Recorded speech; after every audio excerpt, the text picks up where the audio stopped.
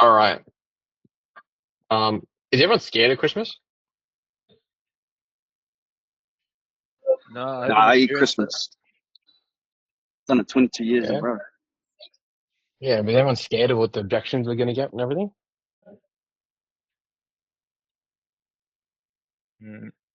I'd say Kind so, of. yeah. Yeah, you're getting nervous. It's all right. I mean, yeah. Yeah, go. Well, it's hard to fix someone that doesn't want to spend money, right? That's That's It's hard to very fix true. someone Right. if you think someone doesn't want to spend money, isn't it? all right. Okay, whatever.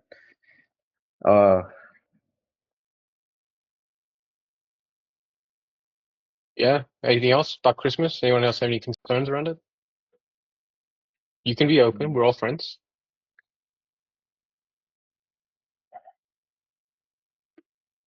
No? All right. Let's get Nick in here. All right. So with this, right, what I'm going to demonstrate is the thing we're going to go through is your thing about Christmas here is just pure mindset, right? Your mindset's the thing that's going to dictate how Christmas goes. Because the thing is, though, when I came into Christmas, and I'll show you an example of what I did, like this was December last year. I did not give a flying fuck about Christmas to the point where that was the team, and then there was me. So I wasn't just sitting there doing more than what the team was doing. I was doing way more than what the team did. Right? Everyone else was sitting there going like, Christmas sucks, and I'm going, I did a $35,000 month plus I made a $7,000 bonus from what was December. Right? Whereas everyone else was sitting there taping off, and I was like, I'm gonna go harder because there's people sitting there and they're just sitting there twiddling their thumbs, waiting for it. And one of my team made this little like meme for me because this is how it works. Christmas, you gotta fucking smash it. Okay. So, anyone have any question before we dive into this though? Yes, no, maybe.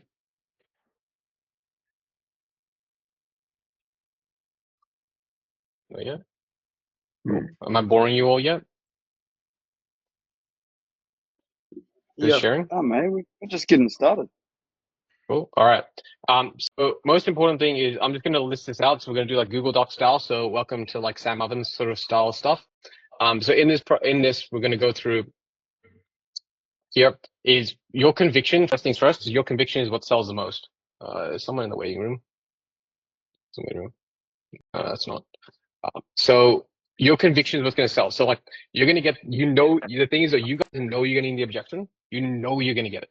So the thing is though, if you come unprepared, then this is your fault. This is 100% your fault because you're always going to get it. You're always going to get Christmas. You're always going to get like maintaining like consistent sales. And like what we're going to go through in this is like how to equip yourself with actual processes you can follow to one, get people to lock into actually going, I'm making a change now and staying stuck to it. So this is where obviously everyone's heard the same before. Yes, no, maybe. It was yeah. Yeah. So what is it? What is it? What is your definition? What do you think of the saying? Well, it's urgency, isn't it? What is it like? You think that there's always going to be, the next day or like tomorrow, basically, and then Yeah. that's why you don't take action today. Yeah. And who's the hardest prospects to sell?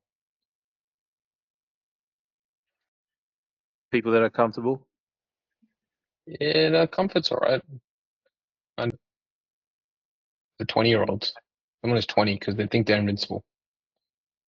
Guys all think you're the shit. You all think we're the shit because we're like sitting there at 20 and be like, oh, I have so much time. 30 comes up so quickly. I just realized I'm about to turn 27. I'm like, holy shit. So like, there's just so much time for you to be in pain until it's the end of your life. And that's a massive one I heard. And I was like, this has like changed everything. I'm like, you can be in pain for so long until it's the end. And you can sit there like on your deathbed going like, well, shit, that's all I've got left. So we're going to go through the psychology of holiday objections. And like the purpose of this is just to gain a clear understanding of what holiday objections actually are. Like, so when prospects are delaying a decision, it's because obviously they come in, they give you the BS family objections, workload, budget concerns, need to wait until the new year, and like the need to wait objection is it rears its ugly head all the time. But the reason why it does is because you got three main things. So you got fear of change, which is obviously just normal fear, and they're just sitting there offloading the decision, but they're just using Christmas as a smokescreen. You got societal conditioning, which is basically like New Year's is the fresh start. So it's like every good day starts on a Monday, right? Like, or my mom does things this way, so I'm gonna do it. My mom always said I'm gonna do things this way. I've always watched my parents do it. That's how I'm gonna do it. Like everything slows down on Christmas. It's like, yeah, well, do you fucking see like Elon Musk and they're going, yeah, I'm gonna take Christmas off? Hell no. So he's sitting there going like, we're gonna keep pushing forward. So like how many like how like again, no personal thing to anyone else's mom, but it's like, okay, well, how successful is your mom? How successful, how skinny, whatever she is, right? So this is the most important part, is like, if you always get this person to make decisions on how they do it and how they've always done it, then they're always going to get the same result. And people always make excuses not to do things. So I made this example earlier, is when you're sitting down and you're going through, like Raph, when you go to the gym, right? You probably love the gym, but like when you first started, you got to the point where you're like, oh, it's raining outside, I might not go. You're like, yeah, it's so easy to go through. Yep. Oh, is this just sort of like having the congruence and like the roller coaster mindset? So the thing you mentioned in the book, it's like when you're on like the highs and you're going up. It's when sort of people get complacent and comfortable, which creates the situation where you start to go down. And then when you start to go 100%. down is when you actually double down. So that you, okay, so yeah, it's just congruence and yourself and then doing it. So that, but if you can't do it for yourself, you're not going to be able to do it for them or explain that in the during that Christmas period. Yeah, okay. 100%. So because the thing is, Christmas is Christmas and New Year's Day are 2 days in the year. That's it. It's 2 days in your year, and you're putting off the whole decision until the 1st of January, if not really like the 26th of January, because that's when everyone in Australia really comes back to life. Because after Australia Day is when everyone really comes back to life, right? So your first half of the month is pretty much just written off.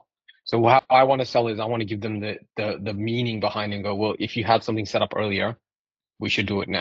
Like if you had something ready to go by the 26th of January, would you feel more comfortable? So in this, understanding the objection is gonna be the most thing. So like the pattern that you're gonna follow here is I'm gonna start after the holidays. You're gonna hear the objections. Let's look into the new year. So these reflect the pattern. The prospect is gonna defer action under the guise of like, I need the right time, which is what Riley was talking about, a limiting belief. So this is common wisdom to like non-sales lords like you guys, because in normal people's worlds, like they're like, we can always put things off. They're always putting things off every single time. And this means like you are dialing them into the process of, well, you taking action now will equate to better things in the future, because what you prioritize now is how your future's gonna look. Things that you prioritize now is what dictates what your next 3 weeks, 3 months, 3 years, whatever is going to look like. What you prioritize right now is going to make sure that you have things in place now. So like, for example, Raf makes healthy decisions right now to go to the gym. I'm sure you all go to the gym and everything, but I'm just using Raf as an example because biceps are huge, right? So the decisions he makes now means that he's going to have a healthy body at 50, right? Which means he dictates everything. Take that jumper off. How dare you? Right? So, so this is where it's like, people are spending money. So why not get them to spend money on themselves? Because they're going to spend the money anyway. People are buying gifts. What gifts are they buying themselves? So everyone, then this is a couple of one-liners I use, guys. So, you should have done it yesterday rather than wondering why you can't do it now. Everyone wonders why they can't do it now, and they're making excuses why they can't do it now, but they should have just done it yesterday anyway. Any questions around this up until here? You can unmute. That's fine. 3, 2, 1. Cool. Let's go. So they're just buying Christmas presents. Everyone has cash. Everyone uses money. Everyone's spending. Like there is money circulating. And the thing is, though, you have to realize we're in Australia. Most of us are here in Australia. Australia is a spending society. We don't save much. Like if we're taking money, we're putting it somewhere else anyway. Like we're saving $4 grand, we're going to use it on a holiday. we're gonna spend the money. We're not a country of saving, so that's why it's like people are not sitting there holding on to the money. They're just saying, because if they say yes to one thing, they're saying no to something else. And so all they're saying is they're trying to vote with their dollars that you're not valuable enough right now to invest into. That's all they're telling you. I'm not willing to spend my time. My time is more valuable elsewhere. My money is more valuable elsewhere. Where it's like, is the iPad really that important? Because if you had the iPad, if you had more money or you had more time, would you be able to buy your family better gifts? Would you be able to do more things that you want to do? Or are you just going to sit in the status quo? And this is where you help them realize that if they're actually doing something that is not going to be conducive to them making the sale or them making a change, then what's the point? So pre-handling this, I love pre-handling. Everyone knows this. So I want to set up the conversation with them being recognized for actually being an action taker from the beginning. So I want to normalize the fact that them taking action is doing. And I go like, I want to recognize you for a second because you're doing what all the other unsuccessful people they don't do. You're planning for success now rather than waiting until the new year. Like, and this forward-thinking approach that you're having at the moment often leads to stronger outcomes because how many people do you know put things off until it's too late and they say they're going to do something, but nothing actually changes? Sorry? So say something? Do you like so? Because I remember you mentioned in that call you review, you look for the one of the 6 human needs. Now I'm guessing you also look for the disc profile as well. Do you sort of form that identity based off those two things, or not, or just specifically the need? Like, or is it always sort of the same thing that you think's gonna come up at the end? Does that make sense? Clarify? So like so you identify the need at the start, will you Yep. sort of taper the identity to sort of shut the door on that need? Shut the door on the need. So like say if the needs like comfort, like Yep. anything that is going to give it, they're going to give an objection align more with comfort at the end. Will you try suit the identity to sort of stamp that out, or is it not that specific? Yeah, sometimes, but this is this like I want to put a frame. This is where I'm just putting a frame on them of like you're an action taker. That's all I'm focusing on. Because they go, Okay. if I just put that on them, then you're an action taker. Like recognize. But with HelloFresh and everything that you're doing, I don't know if it's going to be the best thing to use there. Yeah. But you can always, sell them. But you can always sell them based on the factor like you're doing, like you having prepped your meals now. Do you usually gain weight in December? Yeah, I do. Why? Because it's just ad hoc. Okay, so if you had meals ready to go, would that be easier for you? Rather than them putting it on. That makes sense. Yeah. Any other questions around that? Am I boring you guys?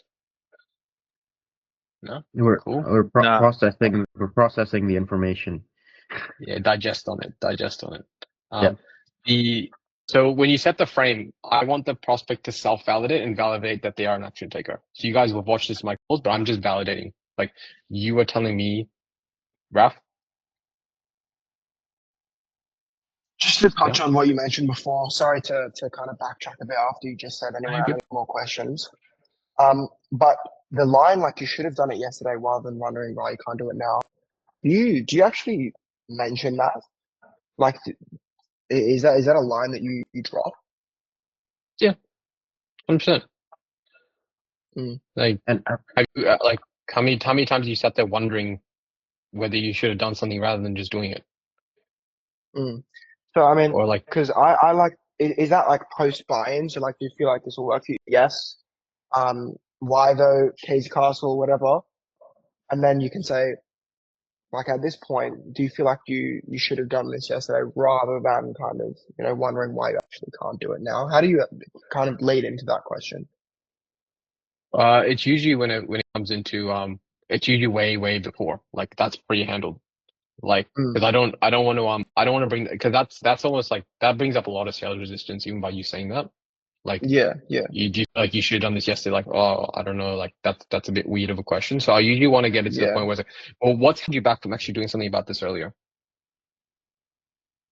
And like, why haven't you done something about this earlier? Rather than asking them like, well, like, should you done this yesterday? Well, it's like, well, But some of them might be like, oh, I didn't know about you till today. Yeah, fuck, I hate when people say that.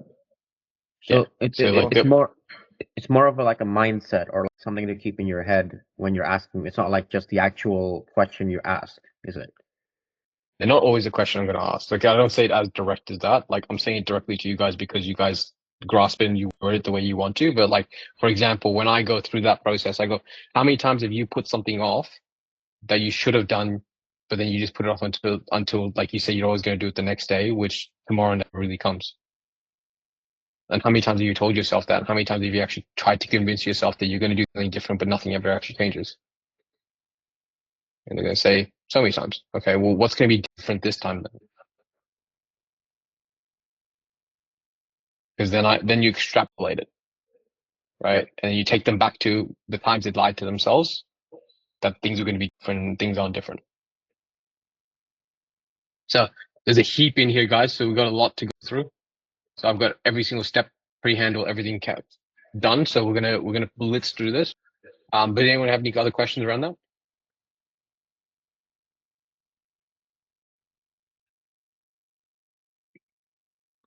We dropped the doc. Yeah, I'll drop the doc as well. So the relatable analogies, this is really important. I want to bring in real life to the scenario all the time. Like I always want to bring real life into it. So I don't want to bring things in that are like weird and like unforeseen or the like the whole random hypothetical situations. I like to just bring it into real life. And so for example, analogies are really powerful and like I use them a lot. Everyone's seen them in my calls. So like example language patterns that I'd go through is like it's like waiting until after the new year to start fitness routine. Do you again, I'm bad at this whole process. Do you know people who start early, even in small ways, build momentum to see the best results? And then they say yes. So you want them to go into a yes frame. By waiting, many people delay real progress. For example, you ever seen anybody who leaves things to the last minute and it has an impact on them? Right. And they say, yeah, I do. Okay, what impact have you seen though? And how does that impact them? And have you ever seen that yourself? And then you're like, and then again, this is where I want to slap a label on them. So you're one of the people who's an action taker, and you're even showing up to the call, right? This is where you want to get them really tied in. Congratulations, you're an action taker, and you're even showing up to the call because most people delay this until next year. So I got to recognize you. You're showing up to the call and putting you and your family in the best possible situation for success, while others keep putting things off. Do you feel like you're being that leader though? Even congratulating them for booking in a call, you can get them to a frame where they're like, I'm an action taker. I'm actually taking action rather than being like the other people in the status quo. So this lends really well to like men who are like alpha dominated because they're like, well, yeah, I'm the best. Right. And they're really leaning towards that. Sorry? No, just reading. Sorry. Yeah. So does anyone have any questions around that? Could you say that like on the end of a appointment setting call? Like, I'd just like to commend you, man. Like you did a real good job. Yep. Taking action on your situation now, and hope everything goes well with the longer strategy session. Could you Yeah, I say wouldn't say something? you're. I would go more directive though. I wouldn't say like you're trying to take action. I just want to commend you, man, for actually taking action and doing something about this and taking a step. Because where most people they put things off until the next year and like the next month, but we all know that like next year, next month never come, right? So I want to recognize you actually doing this. Like the strategy session, I know is going to be incredibly rewarding for you because XYZ name is gonna build you a proper strategy that you can actually follow to start seeing some genuine results, right?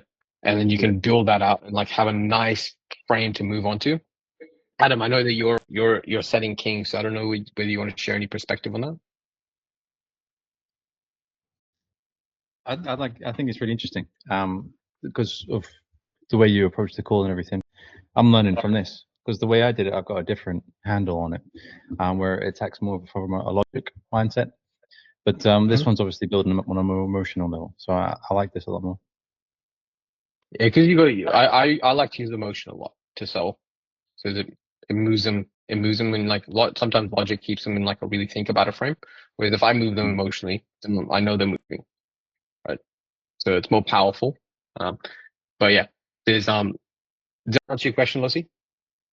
Yeah, and also just one thing just before you leave. Would you say it like before the pitch or after the pitch when you book the call? In an Before. appointment? Before, yeah. I'd No, leave it after as before. well. Yeah. Yeah. Before, So- because then you can because then they'll answer the questions more honestly too. So I'm setting them up like you're having an honest conversation. We're doing this like, and they'll be more transparent with how their actions are going to be moving forward. Because if you do it after, then how do you know that everything they've done before has not just been counterfeit yeses and counterfeit Yeah. like agreements with you? And then they might not show. Whereas if you set the frame up early, then you got honesty, and they actually agree with it. You have honesty throughout the whole process. And it's also more powerful after like a why now question as well. Yeah. Correct. Question. Yeah. I know you like to do this on the pre-handling part of the call. Would you, what signs or signals are you seeing from them for you to go into this, or would you just go into this anyway? I'll go to it anyway. I'll just like put the label on. Because the thing is, though, the most dangerous objection is the one that they don't say. So I want to handle everything. Because not what they're saying is what they're thinking. Take that for dating too. But it's not what they're saying, it's what they're thinking. So when you're looking at that process, it's like I want to handle everything of what they might be thinking, even if they're not thinking it. At least I know I can cover the bases rather than go, oh well, you know what? I realized that I want to take it on to next year. I'd much rather do it in the new year.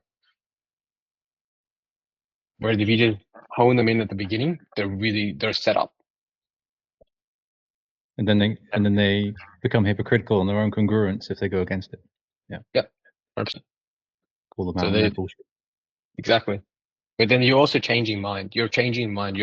You're changing pattern, because then they go, oh well, the thing is that everyone values like if you look at Stephen Blank, I think he has a book called Tribes or something like that.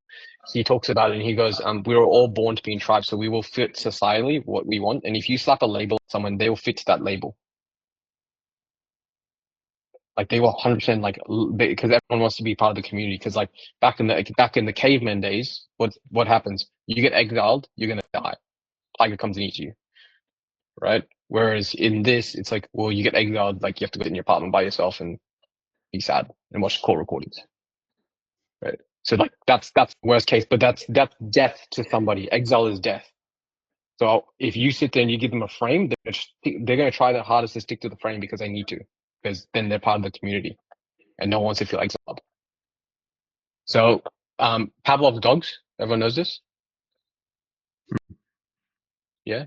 So this is where like you're treating them with recognition, which like allows them to, you keep on recognizing them, and you're gonna condition them in the process. Well, I don't recognize you for doing this. Hey man, I want to recognize you again, because like what you just said there, you know how you said instead of if, you said you want. Like I really like that you made that shift in mindset though, because like instead of saying if I do this, you're saying when I do it. That's a powerful shift. Congratulations. Like most people don't get to that level. And they're going, yeah, and then you'll watch them clean up their words as well, because they'll always be like, oh yeah, no, if no, when I do it. So it gets to the end of the call and they go, yep, let's start. Rather than, if I was doing it, and do it. Because if is just such a fake thing. Okay. So edification is like, I want to subtly compliment the prospect for like the good stuff. So high D's, I compliment for being action taker and being results focused. Like I's for being really amazing around people and like focused around growth. S's, like I'm just like complimenting them for the fact of how diligent they are going through process and making sure things are done correctly. And C's, I'm like, you're process driven. It's incredible that you came so prepared to this call. And I really appreciate how prepared you are with the questions that you have, because it makes it a lot easier, because you can't believe how many people I speak to that don't show up prepared. And they're just like, I love this guy. No one likes to not be complimented. Are you with me, guys? That was really Yeah. good. Wow. Wow. Yeah. So You're like tailoring your compliments to their own personality, but you're also like making sure that you're building urgency and that sort of thing. It's like not if, it's like when, so that they can't like go back basically. And so like, oh, I'll think about it. No, it's like, well, when. You've only like, yeah. you're conditioned. So even when someone goes, oh, if I make 10K a month, hold on. What do you mean if? When? Like, and then they go, oh, like, oh no, but I just don't know if I believe it. Okay, why don't you believe it though? Like, if all these other people can do it, why can't you? Is that like NLP, or is that something different? I don't know. I've really Isn't it studied like NLP. sort of? Is that like making them think like you like almost future past themselves in terms of it's already happened? So like that's how they start to think now. So they're just sort of the rest of the call will be just in terms of this is already something that's here and now. So by the time they come to make the decision, it's already like they've already made the decision in their head subconsciously. Or am I looking into it way Yeah. too deep? I think it must be NLP, but like I haven't really studied NLP personally, so I don't actually fully know. But it's probably a form of it. I just use it because I just want people to be like, I just want conditioned. I want people that like by the end of the call, they're thinking the way I want them to think, and they're making decisions based on what's most conducive to making the sale. So it's that Dr. Jekyll, Mr. Hyde. If you're up to that yet, are you up to that in the book, Chris? I'm up to the sales process part of the book. Have you got to Dr. Jekyll, Mr. Hyde? I don't think so. No, yet. Okay, they'll light you up. You'll see it. So, the best example is when you want to get the smoke screen out of the way, like let's do it next year, or let's do it. I just go, if it wasn't the holiday season, would you feel ready to make a decision? First thing, because like, well, if it wasn't a holiday, would you be ready to do it? And then that's when the real truth will come out. So it's the same as like, if your wife was here and she was all for it, would you do it? Well, yeah, it would. But okay, what concerns do you reckon she might have? And then it'll cut the bullshit. So if it weren't the holiday season, would there be any reason you couldn't do this then? No. Okay, so being in the holiday season, what are the concerns that you have around it? Well, I don't know if I have the time, those type of things, and you're straight. I don't know if I have the time and I don't have the money. Okay, well, we can help you getting started with a smaller commitment down, and then we can do it what's called the delayed start, where we actually get you started now, and then you have a concession where we officially start you on the 1st of January. Would that allow you to get started now? And then if they go no, then I know I'm dealing with fear. It's pure just fear after that, because like, if someone's not willing to get started, even though you're giving them solutions, it won't work. So the second part we're going to go through is like, how much is your problem costing you at the moment? So this is where it's like, now you're going to like almost like cost of inaction. So how much is your problem costing you? And so after Christmas, so this is, for example, if you're selling a business opportunity, after Christmas, you make a decision later on, how much more is this problem going to cost you by putting it off without at least having a strategy in place, so that when you're ready, you know you've started and you've even made a 20% of gain rather than just being on defense the whole time. Because would you rather maintain, like maintenance is winning, or would you rather just lose to the period? So like, for example, during Christmas, how much more money do you spend that you could have had? How many more people you paying that you could have made money off? Or like, if you were actually able to have this covered and you were able to walk into January and you made money, what would be the real reason that you couldn't do this? Because like, for example, you're selling a fitness offer. Well, do you usually gain weight in December? Yeah, I do. So if you had a process where you had the right strategies, so then you walked into the 1st of January and you didn't actually gain weight, but you just maintained what you had, would that be a win for you? Yeah, it would. Well, why? And then that's when you cover off all the bases, because like the prospect will make an excuse to a reason they can't do something, but they made the time to do it. They've made the initiative and they have the reason to do it. They're just making excuses for it. Because change is the hardest thing. Questions?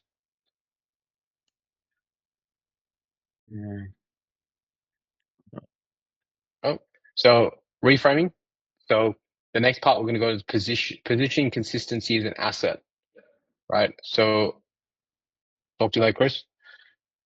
So example, imagine you're already ahead in January rather than starting from scratch.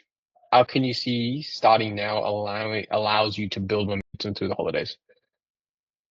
So this is a really powerful question, because it'll allow you to be able to take that person from going, well, if I'm consistent now, it'll put me leaps and bounds ahead, rather than me sitting there in the same position or in a worse position because I've already gained weight, I've lost more money, I'm behind the eight ball while everyone else has moved forward. Because the world isn't stopping for you. right? So just because it's December doesn't mean the world's going to stop. You're going to walk into January and the things are going to still be just as expensive they are. Your kids are still going to need to go to school. Still going to have bills. So are you going to sit there and let that lack of consistency impact you or not? So do you guys see how you can use this though for your processes and like how it can actually limit a lot of what you're going to get? Okay. Absolutely, yeah. Yep. Good. So the no regrets approach, if everyone remembers, with the Millers, the no regrets, how many people have you regret, how many people regret waiting until after the holidays? And they often need to start from scratch. Starting now can prevent the cycle. So ensuring you're ahead because you have a financial downturn in the new year because of annual leave, because of limitations around it. So who's selling a biz op? Or like some form of like money making or something like that? Yeah. Yeah, cool. So all of these, because of annual leaves and staffing problems, how does it impact you not making money now or not having the right systems and process to make money now so you can catch yourself up?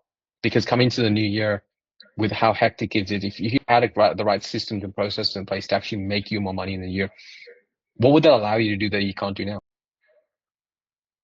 Because how many people do you know that put it off until the new year and they regret the decision because they're reacting to the year rather than being proactive to it? If you're always being proactive, if you're always being on the defense of the year, well, have you ever heard the saying, start the way you aim to finish? Is that how you really want to start? Because, and then that's when you can utilize what New Year's resolutions did you have that are still the same New Year's resolutions 2 years, 3 years ago that should have changed now? Because when's the first time you told yourself you're going to become a millionaire?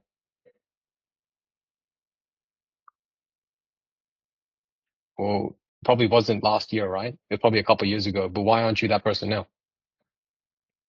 So really like cornering them into a factor, like the decision making you've always made, the decisions you've made have dictated where you are now.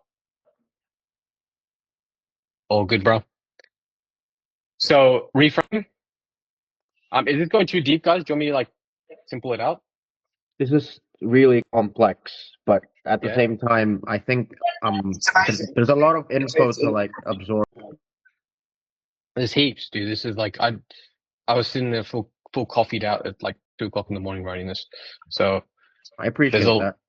that's all right. But but this is where like you're gonna like layers to it, but this is where this is all structure and now you can take it how you fit it best. So the notes you can take are the most important thing here. Yeah. So advanced reframing and solution tactics are the next thing I'll go to because I want to basically go again, reframing them heavily. It's always about reframes, thinking from a different perspective. If we all had Warren Buffett's perspective, we'd all be rich as fuck. So it's not about the decision making, it's the way you look at things. So when we're looking at the like helping your prospect recognize that the pattern delaying decisions, reframe the holiday objection as an opportunity to actually break cycle, right? I'm always trying to break cycle in calls. How you think, how you act is what's different. If you're always doing things exactly the same way, but Einstein had the saying, the same level of thinking that causes the problem cannot be the same level of thinking that fixes it. So if you approach everything with the same level of thinking you have right now, how are you supposed to get to where you want to go? So this is where it's like, I want to get them to the different level of thinking so they can fix different problems. So what if this year was different? Instead of waiting until after the holidays, you could start now and set yourself up for success. Really simple question. Right? What if this year was actually different? Well, they'll tell you why this year would be different. They'll sell you on why this year is going to be different. And then I want to use what's called timeline language. So can you remember can you remember the last time you promised yourself on the 23rd, 24th, 25th, 26th, hell, the 31st of December, that things would actually be different? But you're looking at the same problems you have now. How do you think you can change that? Right? And I want to implement the implementation of timeline. So how long do you think it'll actually take for you to actually get from 0 to 10K a month? So like, for example, let's just say we're doing a business. So from 0 to 10K a month. And they'll tell you how long they think it is, right? John, I have a quick one on this, just because I love this question as well. Yeah. I like to use it in this like start of consequence, the Fed way. And some people say, oh, well, like, I don't know, because it hasn't happened yet, like, business. And I'll just be like, hey, how's your response to that? When someone says, I don't know, because I haven't done it yet. Yeah. Ooh, how many people do you know who prep climbing Mount Everest because they know what's at the top of the mountain?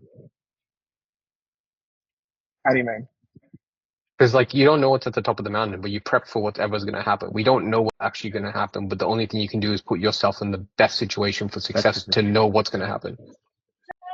Yeah. Okay. Have I lost you on that?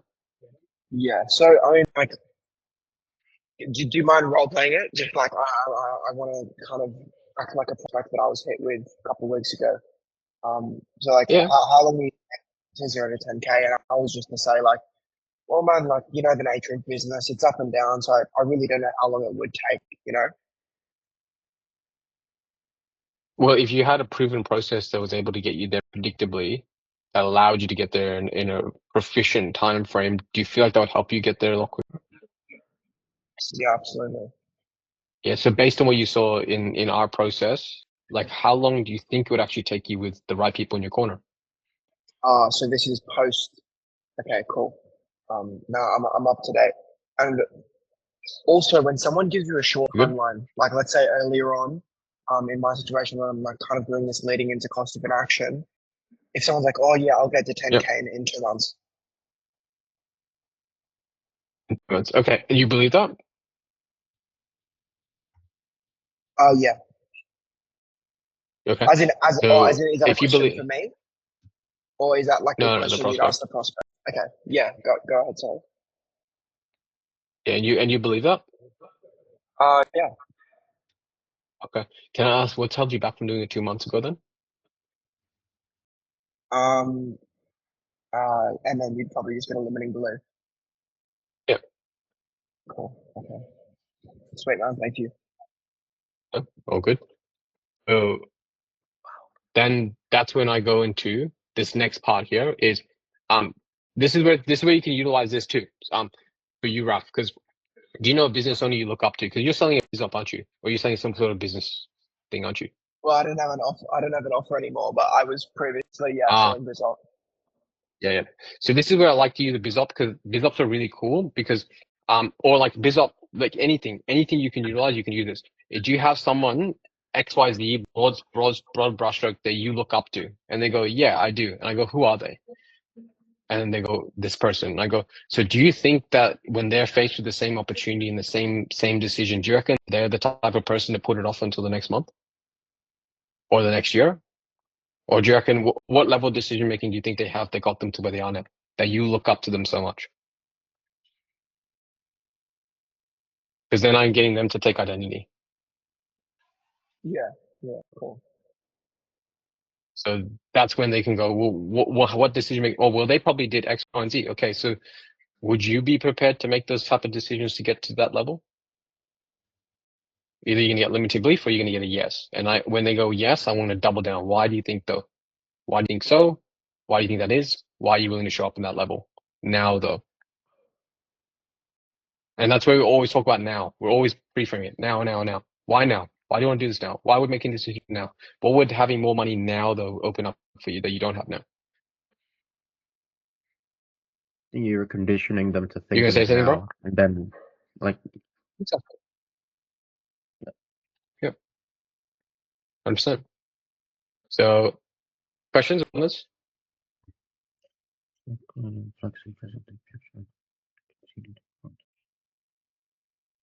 So the next part that I'm going is like flexible, like flexible holiday friendly option. So it's basically just like, well, we can start with lighter payments, plan to approach the holidays, and you pick this up new. That way you're moving forward rather than overwhelming your schedule. Because when you're sitting there on your holiday and you get to the last 3 days of your holiday and you have that massive rush of like figuring out, holy shit, what I have to do a whole heap of stuff. Would you much rather have that all planned and have a team in your corner who can tell you exactly what you need to do when you need to do it, rather than you're just reacting to the year again? Because how would that last 3 days of your holidays be so much more stress free knowing that you have a system and structure set up in the background that you know you're fully catered for? See you soon. Then from there, proactive mindset. So imagine entering January already ahead. It's a proactive decision that could set a strong tone for the year. So like, again, I'm not going to reiterate this because this is again, very similar to what we have before, but it's like, imagine entering into January ahead already. Like you had systems, you had processes in place, you had everything set up. Because like, for example, you're selling a business opportunity. Imagine you sat there and rather than everyone else making it their business and starting the business and at the end of February, you already had everything set up in the middle of January. Like, and remind me, how much do you want to make? 10K a month? Okay, so we're having a $15,000 conversation that you would have left on the table if you started in mid-Feb. So is this worth $6,000 to invest into that? Like, how much is that saving you? Then from there, urgency. We're going through decisions we make now shape where we'll be a year from now. So like making, and this is where it's really important because this is where decision, like someone goes, oh no, I've already decided I want to do this. Okay, well, making a decision to make a decision is not making a decision. Like you going in the kitchen saying, I'm going to make an egg. Like you can't cook, like word don't cook rice. Right? Like action cooks rice. So it's like you going into and going, I'm going to follow action rather than making decisions. Because like I made a decision that I'm going to become Arnold Schwarzenegger. Until I start doing something about it, I'm not going to be Arnold. Right? This is where like you're sitting there and you're maintaining your process of going, well, you making decisions now, how will the next few years look compared to it is now? And then that's strong future pacing, always future pacing. I'm always future pacing because if you future pace someone to the person that they would be, then they'll make decisions and they'll talk to them. They're like self now. Because like if I invited the version of Jordan right now making 100K a month, what would he say now? Do it now, bro. Exactly. Take the step. Yeah. Yeah. Like Commit. 100%. So how is he thinking and acting? What decisions is he making around those decisions rather than like putting it While you're off? doing that now. Yeah. Exactly. See how powerful that is, guys? Like bringing their future self. Because people have three conversations themselves. The conversation of who they could have been, who they are now, and who they want to be. So I want to get them to talk to at least one of those who's going to be most conducive to the sale. So it's also that little bit of like, if I can take them back too, because people feel vulnerable as a kid. And it's like, for example, for you, like Adam, like when you were a kid and you sit there and you promised yourself that you were going to be the best that you possibly can be. If you could go back to that 4-year-old version of you and you could give him advice, what would you tell him now? And how would you do things differently? Right? See, it slaps. They go super introspective around like all that, and then that's when you can start to. And then if you could go to the version of you right now who's making 100K a month doing the things he wants to do, what would you say? And you take them through this whole timeline of their lives. Yeah. So who do you need to prove right and who do you need to prove wrong? Because of the version of you telling yourself that you probably can't do it. I'm taking you through this whole timeline of like 2 versions of you and bringing it together now and going, great, this is the change we need to make to prove 4-year-old version you right that you could have done it, and the 100K version of you that you're not just a little bitch. That's so powerful. Like do you use that often? Yeah, 100%. Because if you can, because the thing is though, like I can't be right. What I say is a lie, and what they think is truth. Yeah. So I want them to sit there and tell themselves they need to make a change, rather than me telling them they need to make a change. Because if the future version of them tells them, hey, you need to make a change, that's the correct version. I just asked them to ask that person. Yeah, you're being indirect, but you're still sort of like shaping them to what you want. But it's sort of like what they need anyway. Yeah. 100%. Exactly. That's the thing. That's the thing too. That's something that I've been somewhat struggling with because I'm so used to I guess telling instead of selling, like getting them to say it because I feel like they're not gonna say the answer that I want. And I think a part of it is the questioning. It's like how you word the question is how you're supposed to like yeah. Just turn a statement into a question. Yeah. Also, Adnan, I know you touched on when people usually talk to them in like 3 different ways, which is the person they could have been, a person they are now, and a person who they want to be. Like, what do you? I forgot how you said that. Like, you pick on one certain person, they could have been. Like, which way do you go? Like, how do you identify which way to go, and probe on that? Like, if they could have been, what they want to be, what they are now. Well, who's the version of them that'll speak the loudest to help them get to where they want to go? Like, who's that person? Like, is it the person Yeah. who's is it the like young version of them, or is it the older version of them? Yeah. And how do you get that? Well, for example, someone who is, I'd say between how I gap it is between like 18 and 30-year-old. I will talk to the younger version of themselves because that's all they can grasp, right? Because most people don't want to think about how old they are, right? But then anyone who's older, I want them to, because anyone who's older, right? When you talk about it, Richard Branson talks about it. He goes, "I'll give everything." He said it. "I'll give everything I have and own to go back and be 20." So with older people, I want to take them again back to where they were when they made the wrong decisions that got them to where they are right now. So going back always ends up being very powerful. The only time that you want them to make a decision based on a future outcome is when they need to convince themselves of something. So when I want them to say, I need to do it, I want future version of them to say that. So I want to go, you making XYZ amount, what would they actually tell you? You with me, bro? Yeah, I get that. I don't want no counterfeit yeses. So if it doesn't make sense, then tell me, I'll explain it better. No, he's spot on there. So is it, Yeah. if I can just clarify, is it then you're talking to their younger selves for that change, but then you're talking to them older selves for the action, the convincing into doing something? Well, I like to talk to the younger one because the younger one's the person they have to prove different. They have to prove right. Like they have to prove it right. Like, I'm right. I like when I said I was going to become a millionaire, I actually became a millionaire. Because there's a vulnerability point there.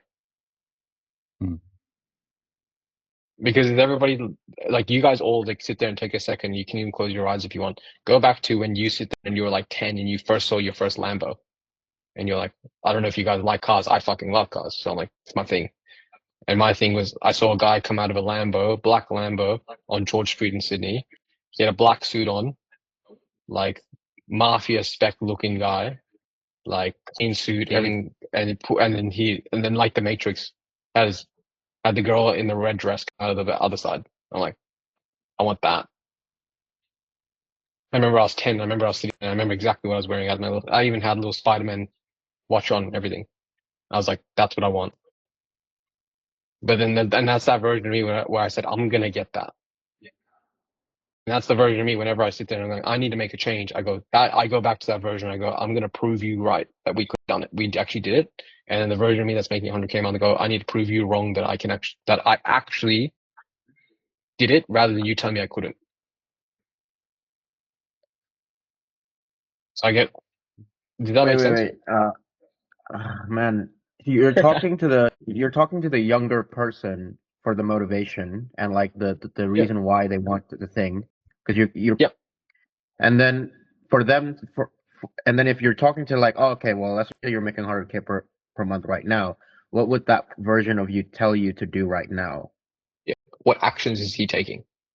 What actions is he taking that you're not taking? Well, no. Yeah. How is he different? What actions you taking? And then most of the time they're gonna be able to say, well, my 100K per month self would be able to make more, would be able to make decisions, that sort of thing.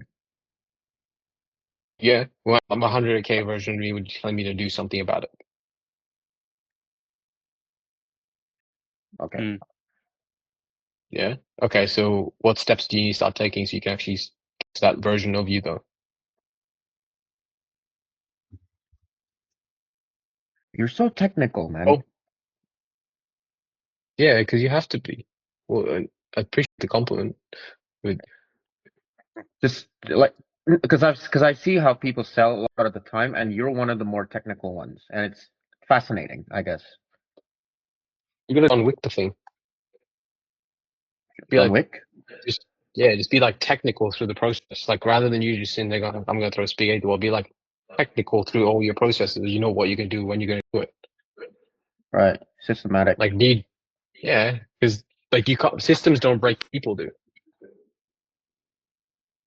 So if you have a system that's built, you know you can just predictably close that system rather than, because then that means I can like, I don't know, show up to your house and slap you at 3 o'clock in the morning and go, Jordan, wake up, and you think about it and you're like, that's not a problem. What do you think about? Just see if I can help you out. Like you can just build it. Yeah. And if you build that system rather than going, oh, I'm just going to try 16 different things, you have a process. Yeah. So you're the type of person that you improve the system to make it better and better, and like, you know, deal with more and more sort of like possibilities instead of like changing your system in the middle based on the person. Is that Correct. I have an idea of his type, by the way, Lossie. Sure. Sorry, What?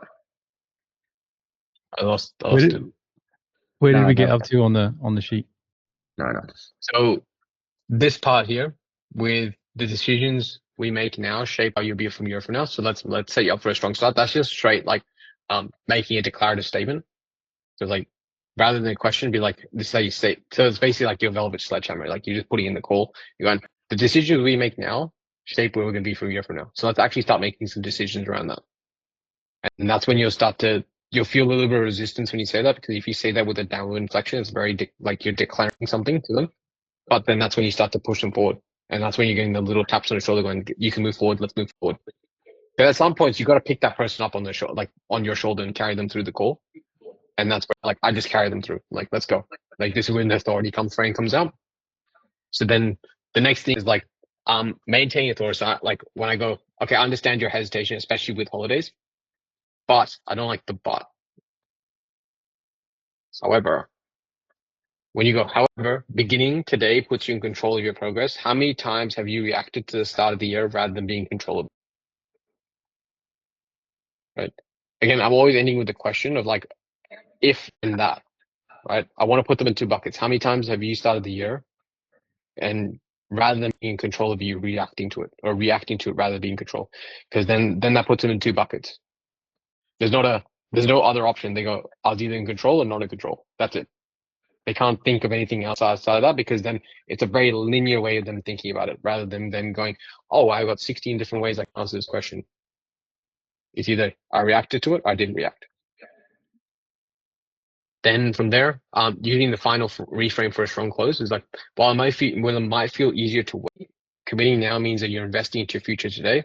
Do you feel like you're gonna be landing on the first round knowing that you're gonna put yourself in the best possible situation for success? Right. The part that I also use here as a little tidbit is I ask them the question. I go, so when your head hits the pillow tonight, what do you feel like you need to do so when you wake up tomorrow, you don't have the same problems?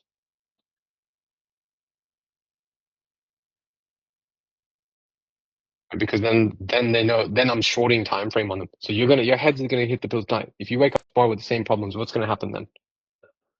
It clears up that whole thing, and it puts them in such a, when I hang up the call. And the next part, when I go, when you hang up the call now, and you've put this laptop screen down, you walk into the room with your daughter there, what are you going to do, and how are you going to tell her that you're putting her in the best possible situation for success?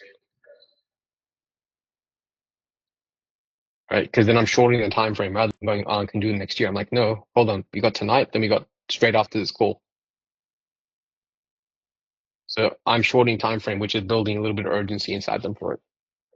Questions?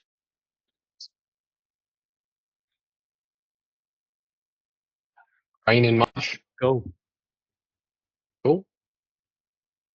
Time frame objection. So we don't have too much more, guys, so it's all good. So reframing time frame. I'll wait until next year. So shift focus on seeing benefits and starting early. So process, understand waiting in next year, waiting until after the holidays feels like it might reduce whatever concern they have. Can I share a perspective, or can I put my coaching hat on? Whichever one you guys like the idea of most. So I put the coaching hat on more. Then I say, can I share a perspective? So can I put my coaching hat on quickly? But yeah, by making positive changes now, do you feel like you're giving yourself a head start? Because imagine beginning the new year, not from scratch, but from a point of progress. Does that sound like it would put you in a stronger position? Or doesn't that sound like a stronger position for you? So this is where you can actually like position them properly.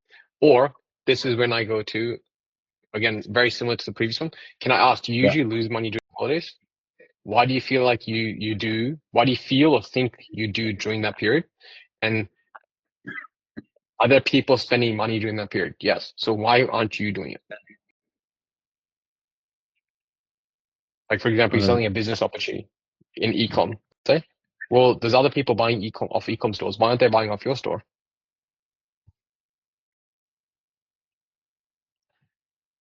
Right. Following? Yeah. Oh. Wow. Okay. Financial, because you're getting logistics. So I'll prefer to wait until Christmas to spend the money. So completely understand. A lot of people feel it's wise to wait on spending, especially around the holidays. Imagine if you could get a head start on seeing results, which would effectively pay you back sooner. Because sometimes the best financial decision is making a move that positions you ahead of everyone else that's just starting. You see how that would work, guys? He's the president. So he was Yeah. But imagine you could get a head start to effectively pay your It's like personal. comparing them with like other people that aren't making the decision earlier. Like if they were to start something now, they'd be putting them ahead of like people that are in the normal society who's just starting it in the new year. Yep.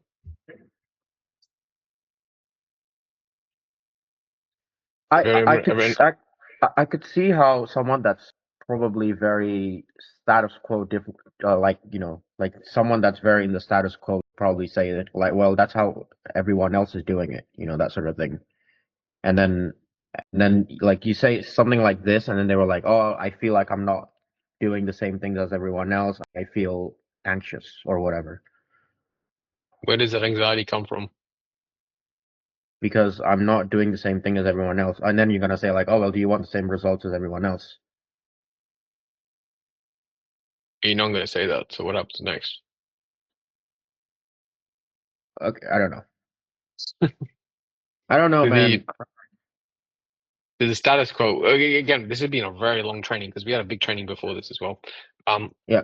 The point where you want to get into is this, like, this will work. Again, you got to take all of these and then like rematch them based on what fits you best. But this is how I word my things, and it works for me.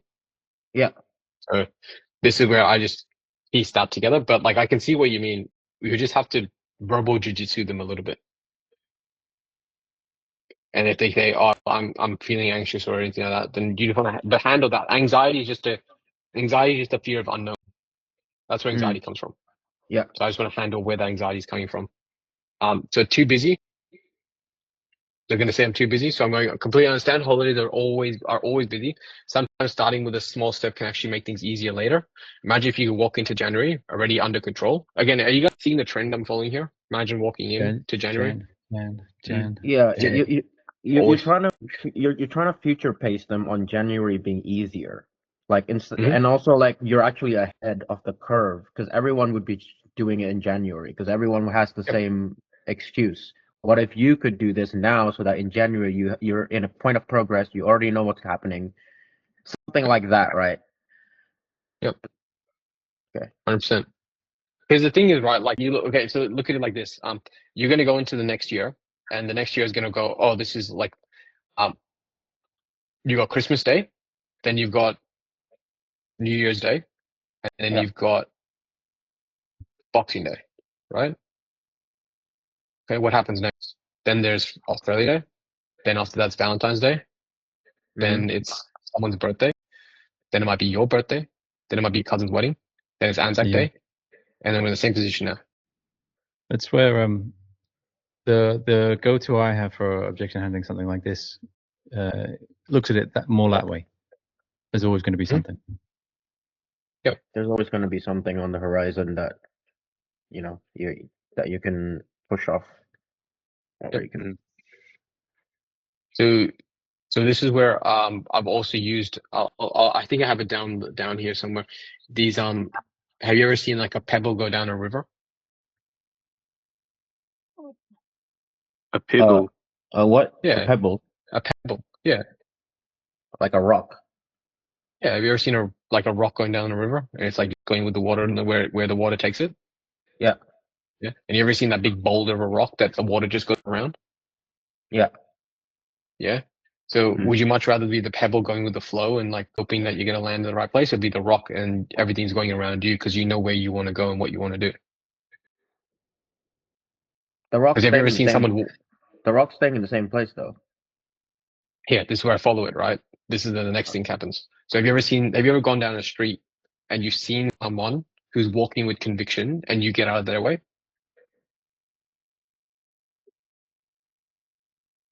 Yeah. Yeah. Yeah. How come?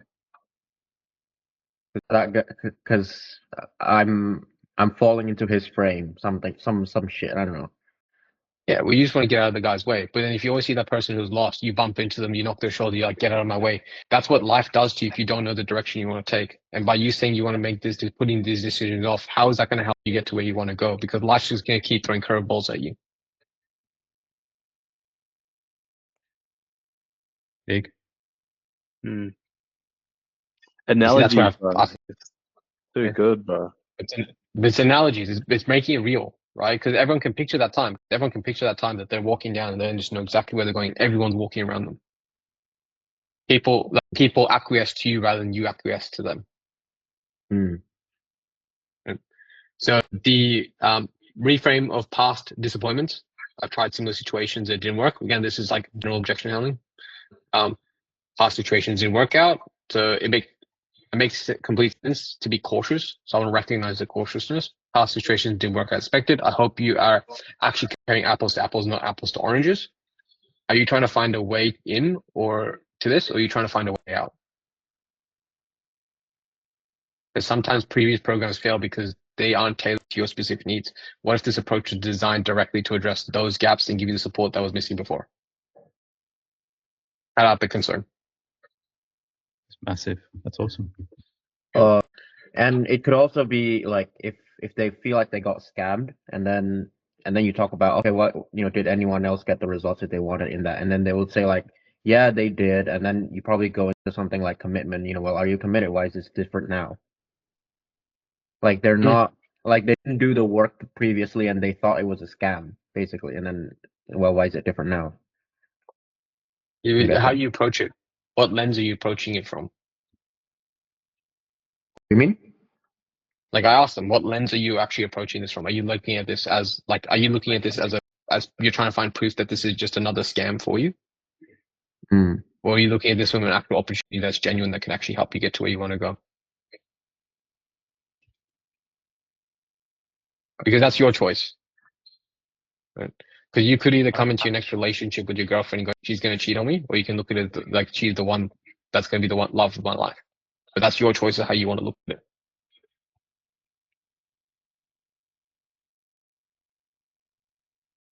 Following? And Jordan, I don't know if you've ever been trained like this before. Nah, Please. it's good, bro. It's very technical. I think because everyone sells differently, but like this seems like something I could get into because it's so technical and systematic as well. Yeah. The whole process is to make it as easy as possible for you to sell, like as like linear, rather than you're just following like throw spaghetti at the wall approaches. So the next thing is budget. Just on the budget. So if I understand that budget's always a factor, man, everybody has no money. Like if you ask a billionaire, they have no money. So a lot of our clients felt the same way initially, and they soon realized by making the investment, they position themselves to save more in the long run. When you think about potential, does initial investment seem more manageable? Right? So who's joining? Yeah. So this is where I want to go. Like when you think about potential returns, when you think about what's going to do, when you think about more money, like does the initial investment seem more manageable when you put it in perspective what your ROI is actually going to be? Because the ROI is a completely different thing. If you always look at everything from the cost, then you know how you're supposed to get the result. Like you go to the restaurant, do you always look at the right side of the menu with the pricing, or do you look at what you actually want? A bit of both. Like, okay. So do you actually go and get what you want, or do you always fit to what your budget is? Get the one that manage my budget, fits my budget. Okay. Is that a Yeah, symptom or a problem? Is that a symptom or a problem? but is that how you're always going to do it? Anytime, bro. Probably not. If I had if I had more of a budget, I wouldn't do that. So how do you think you can find the right money to do this so you can Got actually 'em. get to where you want to go? Right? See? Yeah. Yeah. Cool. All right. Didn't think it over. We all know, think about it, smokescreen. So Mhm. I don't want to, I'm not going to go complete respect. Decisions like this are important. Out of curiosity, if you were to wait, is there anything specific you would think to change or might push back? So I want to just get the reason why they want to think about it. To be true, completely get it. When something seems promising, it's natural to be cautious. Imagine if this could actually deliver what we discussed. How would things change for you if this would to exceed your expectations? This one's a little bit cheesy, so I don't like to do it too often. But then I always want to level it up and go, okay, are you looking for a reason to do this or not? Because if you are, you're right either way. Because I want to validate their skepticism, but then I want to challenge the skepticism. So I just want to base it on doubt. Don't want to make a rash decision. I love this one because people go, I don't want to make a rash decision. So there's two ones, right? Hold up. Can I ask how long you've been thinking about this for? Let's say 2 years. I just let them reply and I go, great. Then can I ask, if you've been wanting to do this for 2 years, how can it be a rash decision if you simply made the decision 2 years ago to start this business or get fit or whatever they want to do? How can it actually be rash? Because you made the decision 2 years ago. Now you're actually just taking action. Right? So it can't be a rash decision. You've thought about this for 2 years. Right? Then the other one is a softer, where I always want a lower action threshold. So it's where I understand that completely sometimes taking a well-considered step forward is better than staying in place. If we start with an approach that feels manageable, so you're making progress without the pressure, without any pressure or rush, would that help you? Like, so this is why I want to go lower action threshold, 50% deposit. Let's get you started. And then from there, you can actually feel like you're dipping your toe into the river. Right. Then from there, Colin? No, I was gonna say I'm guessing like with a hard and softer reply, it's like based on the person itself, like the How much rapport you have with that person? like this, like based on the disc and like probably like that state of person when you ask the question. I'm guessing. Highest rapport. What do you mean? Like, and it's your rapport with the person. If you have really high rapport with someone, like with me and you, right? We've got good rapport. So I'm like, great. I can just tell you, Jordan, like you're being a little bitch. Right? So I can just be hard with you. Then if, for example, if we don't have the rapport, I'll be okay, let's just soften it up a little bit. Hey, Jordan, can I put my coaching hat on quickly? I appreciate that this might be a concern for you. If we were able to help you with starting a bit smaller, so you don't feel like you're in a rush, would that help you? Yep. Whereas, hold on, Jordan, you've been thinking about this for 2 years, right? So why is this a rash decision if you've been thinking about this for 2 years? You already made the decision 2 years ago, brother.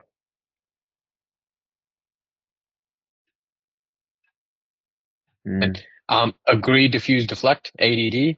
So agree with them. I appreciate that. I can see what you mean. Diffuse them. I appreciate how diligent you're approaching this, or I appreciate how you're looking at this from a different perspective. Deflect. Would you be okay with me sharing a different perspective? This is gold. If you follow the ADD, it makes it so much easier to objection handle. Empathize in reverse. So this is where I go, great, to show empathy for their concern. Reverse it by benefiting and addressing. So there's two ways. Understand. All these are full on. So just come in with that. Like your competitors who are making crazy money the way they want to. What we've often found is holidays are a great time to be aware of how to take a time to take a slowdown with direction on what to focus on, and would allow for more directed slowdown, and coming to new year on the offense rather than the defense. And the idea of adding something else sounds overwhelming, but let's consider how things might look if you could actually enter January with less things on your plate, already moving towards your goals. But then the other option is just fucking Grant Cardone smash it. And I just go, did your bank account reflect how you want it to look? No? Then why are you letting life get in the way? Would you feel 100% content looking at Christmas, knowing that you could have bought your children better gifts, and you could have done more to make it count, but you let your comfort get in the way of that? And there's two ways you can do it. I like the Cardone smash because it's a lot more fun. And then visualize and pacing. This is your disc profile, so your I's and your C's. This is what they would be more reliant on. Imagine how you'd feel January. You're already seeing progress. You'd be moving into the new year with momentum rather than starting from zero. How many times have you started a new day, a new week, a new month, a new year, a new decade, saying that it would be different and nothing actually changed? And how does that align with where you'd like to be?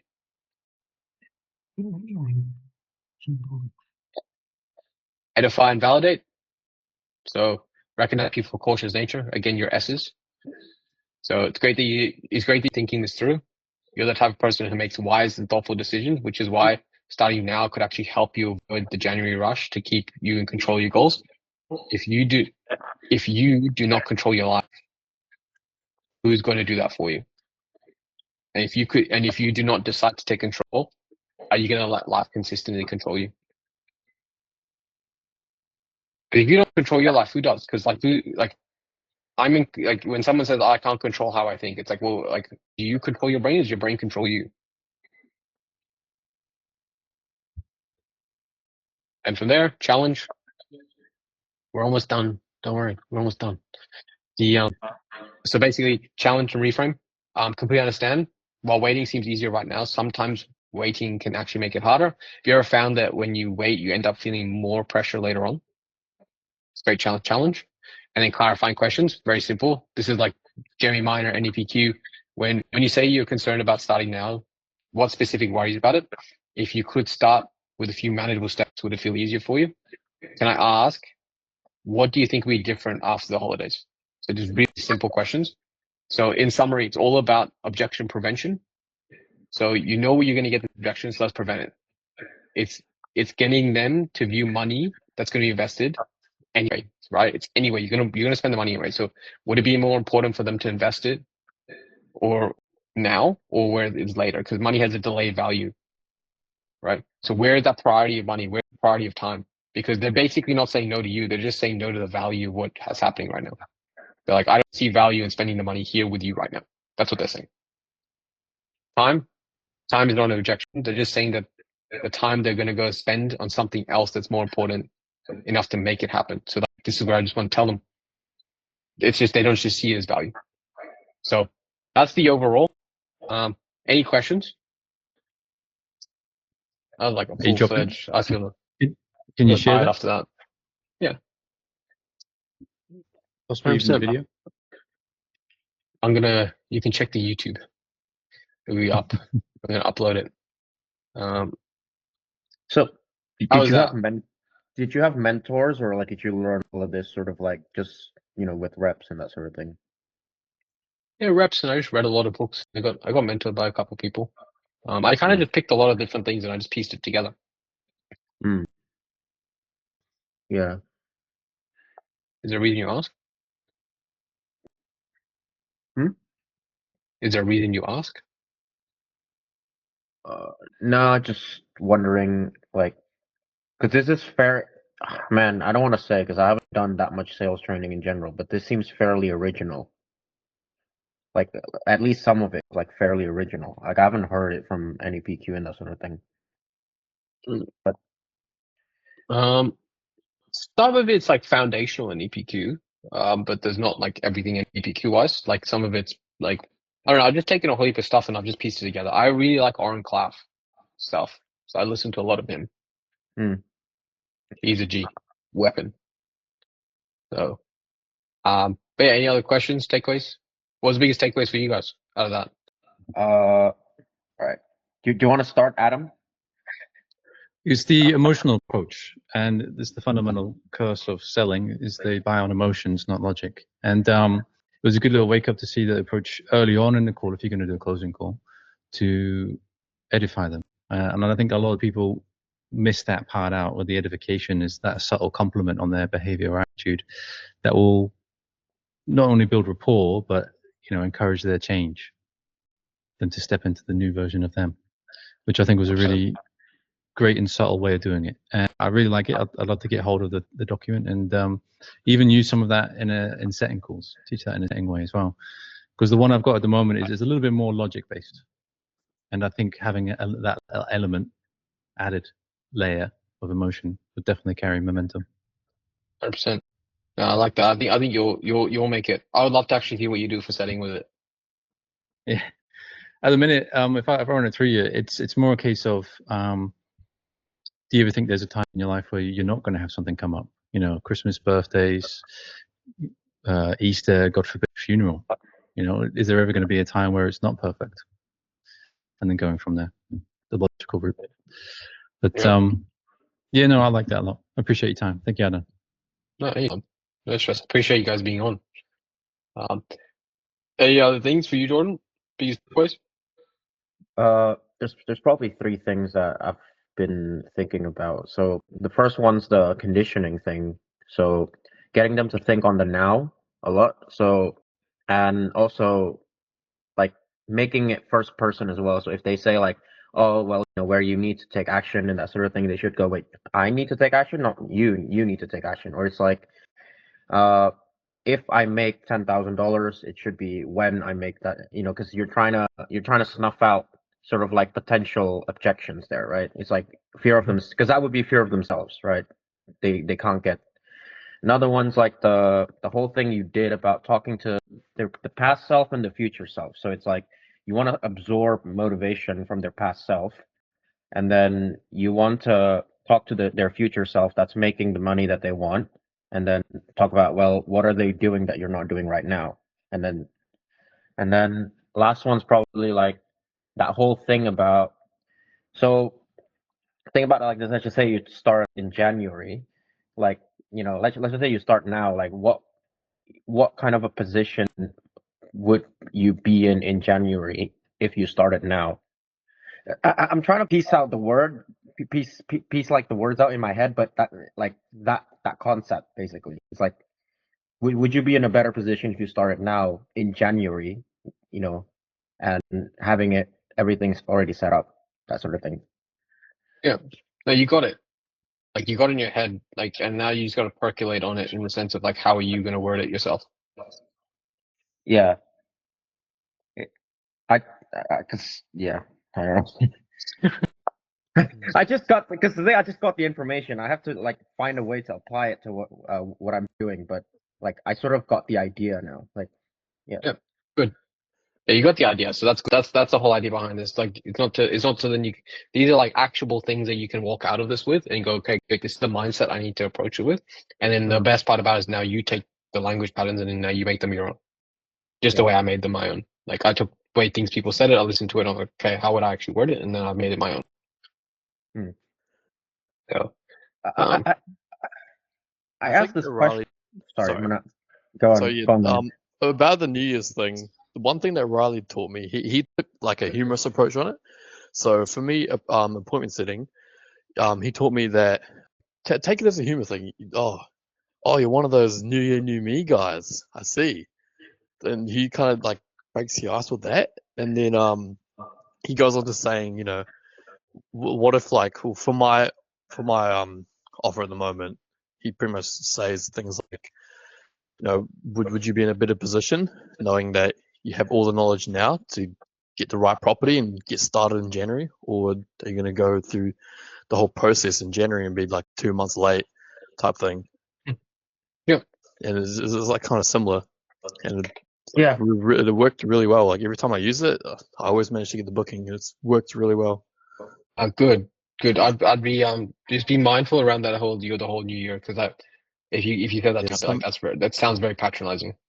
Some people won't be able to take it. Or some people, you know, just depends who the person are. You kind of have to read them on the call. Yeah. 100%. Yeah. Well, if you said that to me, I'd be like, oh, I don't know if I like you, bro. Like, I'll be like, Exactly. Because But yeah, it sounds like a slap in the face, like just hypothetically. It's like, oh, you're one of those new year, new me guys, isn't it? And then Yeah. 100%. That's what I thought as well. a little And bit, yeah. it just It boils down works. to who the person is. You know, like you can kind of tell who they are as a person when you're talking to them for like at least 5-6 minutes. Mm. Right? Then you can So, kind of make the move.